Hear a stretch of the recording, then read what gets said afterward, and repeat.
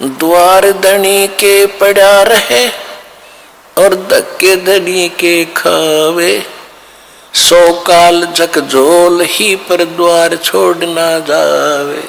इस मार्ग में सफल होने का एक फार्मूला बताया है कि जब ज्ञान हो जाता है, परम संत की पहचान हो जाती है, कहते हैं द्वार धनी के पड़ा रहे और धक्के धनी के खावे, आवे और जावे भगवान के चरणों में। और चाहे कितने ही आपत्ति आप पर काल देवे, जैसे संसारिक, क्योंकि आपने नाम ले लिया, अब धीरे धीरे आपका सब संकट दूर होने लगेंगे, तो आप ऐसा महसूस करोगे कि जैसे कोई आपत्ति आ गई नाम लेने से। नहीं, आपत्ति तक टल रही है आपकी। अगर नाम ना ले रखा होता तो जान जानी थी। आपको कई भक्त मिलते हैं, कहते हैं जी नाम लेने के बाद मैं वहां से छोड़ कर आया हूँ, मेरा ऐसी कुछ तकलीफ होगी। भले आदमी, वहां से तो नरक था, सीधा काल था, वो तेरी जान जानी थी। यहाँ आने के बाद तो तेरी जान बच गई छोटे मोटे इस दुख थे। तो क्या कहते हैं कि द्वार धनी के पड़ा रहे और धक्के धनी के खावे, और 100 काल झकझोल ही, काल बीच में बेशक झटके दे पर द्वार छोड़ नहीं जावे। अब जैसे आप यहाँ आते हो, सतगुरु क्या होते हैं? एक सतगुरु की उपमा ये भी है कि सतगुरु एक धोबी है और जीव है एक कपड़ा जो संसार के कर्मों में घना मैला हो गया। अब धोबी किसी का कपड़ा धोने के लिए आता है, राजा का भी होता है, अधिकारियों के भी होते हैं। उन सभी कपड़ों को कैसे धोता था वो? पहले तो उनको जल में भिगोता था और फिर उन्हें पकड़ कर पत्थर पर मट्टा मट मारा करता, गद्दा गद, जब तक मैल ना छूट ले, इतने मुक्कियां गिल्ला लातों के साथ, और फिर पत्थर पर पटक पटक मारे। तो उस कपड़े का दुश्मन नहीं है, और वो कपड़ा न्यू क्या बता, मैं तो गढ़ दिया इसने यू क्या करे। तो वो मैल निकाल रहा है आपके अंदर से, दोष निकाल रहे हैं परमात्मा। परमात्मा की शरण में आने के बाद छोटी मोटी कोई हरकत होती है तो गॉड गिवन समझना कि आपको पटका जा रहा है उस धोबी के गांठ की तरह।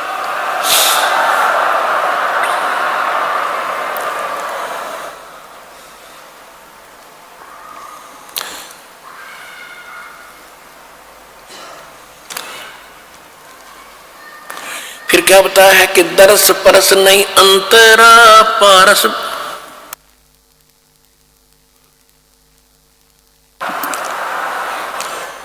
दरस परस नहीं अंतरा, ये रूमी वस्त्र बीचे, पारस लोहा एक डिग ये पलटे नहीं अबीचे। अब देखो फिर एक और बात बताई है, कितना गहरा ज्ञान है पुण्यात्माओं।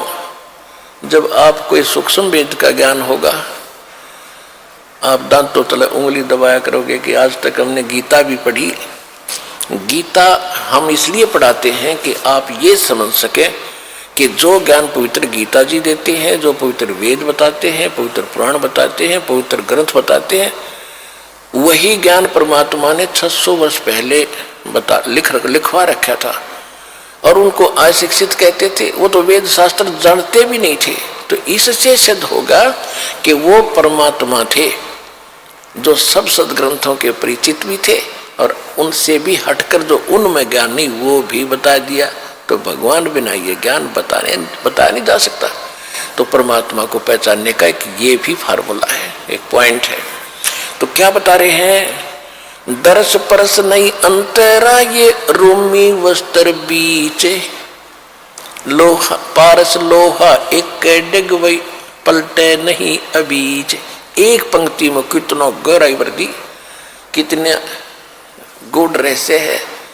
क्या बताते हैं कि आप यहाँ सत्संग में आते हैं और जिनके इन वचनों का असर नहीं हुआ तो वो कैसे है कि चंदन बन में रंग ला दे, एक चंदन बन में रंग ला दे, एक बांस बिटम्बी ना सींचे। कोट वर्ष करो संगत संतों की, कोट वर्ष करो संगत संत की, पत्थर का जल में क्या भीजे। एक चंदन बन में रंग ला दे, पर बांस बिटम भी ना सींचे।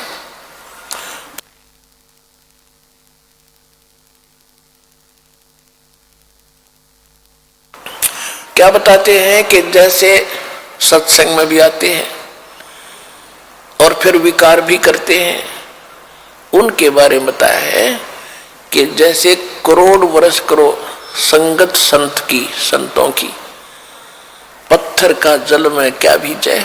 जैसे पत्थर को जल में डाल दे चाहे 20 फुट नीचे गहराई में, और निकालने के बाद फिर उन दोनों टुकड़ों को तुरंत ही ऐसे रगड़ दो, तुरंत आग पाटेगी, चिंगारी पाटेंगी, निकलेंगी।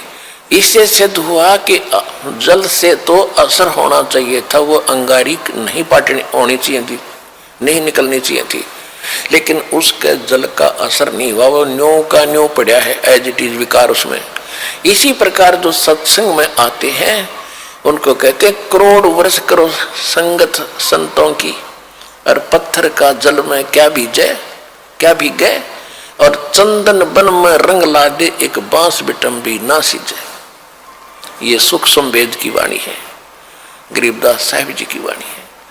क्या बताया कि जैसे चंदन का पेड़ होता है, आसपास के चाहे नीम हो, जंडी हो, कोई पीपल हो, उन सभी आसपास के पेड़ों को अपनी महक छोड़ छोड़ के अपनी सुगंध युक्त कर देता है, और वो भी चंदन जैसी महक देने लग जाते हैं।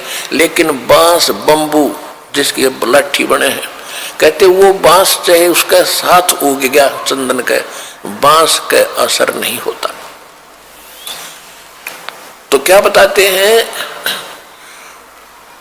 कि कोट वर्ष करो संगत संतों की, और पत्थर का जल में क्या भीजे, और चंदन बन में रंग ला दे, एक बांस बिटम भी ना सींचे। तो जो बांस जैसे और पत्थर जैसे व्यक्ति हैं उनका तो असर हो को नहीं, और नहीं तो परमात्मा की वाणी आपको चंदन बना दिया, और आप ही आगे जा जा के सब न सुनाते हो। आप अपनी महक आगे छोड़ छोड़ के अपने भाई बहन रिश्तेदारों तक ये महक भगवान की छोड़ रहे हो।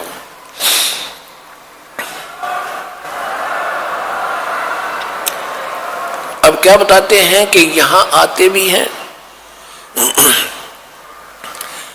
और सही ढंग से लगते नहीं। उसके विषय में बताया कि दरस परस नहीं अंतरा,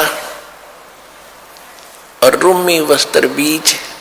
जैसे एक पत्थर होता था जिसको पारस पत्थर बोलते हैं, और उस पारस पत्थर में पत्थर जैसा ही होता है, उसकी पहचान नहीं हो सकती। उसकी पहचान यही है कि जिस समय वो लोहे से टच होता है तो पूरे उस लोहे के उस गट्ठे को, जैसे ये गाडर का बिठा दिया किसी कोने में, गाडर होते हैं ना, गाडर आपने देखे, कड़ियों की तरह लोहे के गाडर होते हैं लंबे लंबे, एक गाडर का कहीं भी बिठा दिया, टच कर दिया तो पूरे गाडर को सोना बना देता है वो।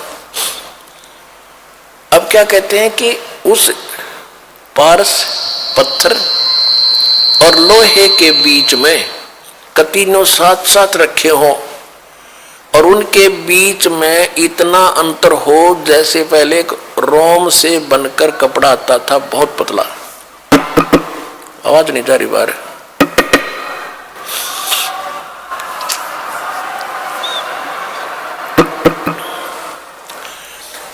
पहले अब क्या कहते हैं कि यदि पत्थर को, उस पारस को और लोहे को बिल्कुल निकट रखा हुआ है,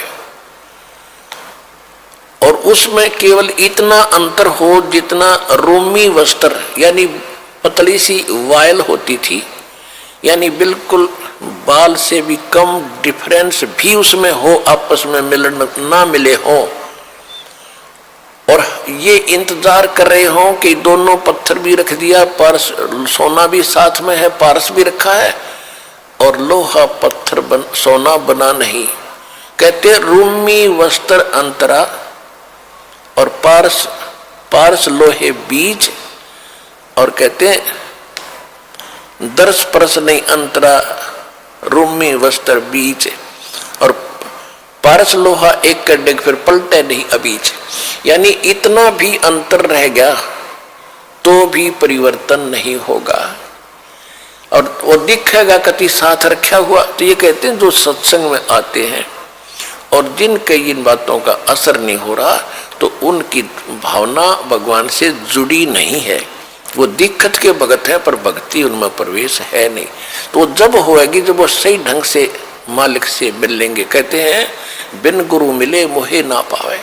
गुरु के प्रति जब आपका ऐसा भाव बनेगा और तब परमात्मा में कि आपके अंदर वो भक्ति और ये ज्ञान संतरित होता है।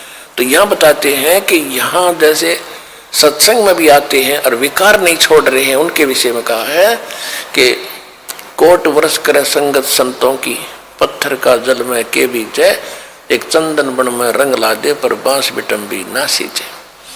तो आप चंदन हो, आप ये दास चंदन है और आप परमात्मा के पेड़ हो, वो पौधे हो जिनका असर हो गया, और बांस रूपी जो व्यक्ति हैं उनका असर नहीं होता, वो तो काल के जाल में रहेंगे, मरण दे। अब क्या बताते हैं परमात्मा की शक्ति बताते हैं कबीर परमात्मा की कि 9 लख नानक नाद में ये 10 लख गोरख तीर, लाख दत्त संगी सदा वो चरणों चर्च कबीर। 9 लख नानक नाद में ये 10 लख गोरख पास, चेलों की गिनती अंत अनंत संत पद में मिले ये कोट तेरे रविदास। रामानंद से लक्ष गुरु ये तारे सिसके भावे, चेलों की गिनती नहीं जो पद में रहे समाये। अब क्या बताते हैं कि कबीर परमात्मा वो समर्थ परमात्मा है, परम अक्षर ब्रह्म है, और परम अक्षर ब्रह्म की जानकारी सतगुरु ही देते हैं। वो कितने समर्थ हैं कि 9 लख नानक नाद में आदरणीय नानक साहेब जैसे महापुरुष अच्छी आत्माएं उनके नाद माने वचन के बच्चे हो लिए बहुत गणे दीक्षित हुए, वो भी पार करे 9 लख नानक नाद में, और 10 लख गोरख तीर, और लाख दत्त संगी सदा चरणों चर्च कबीर।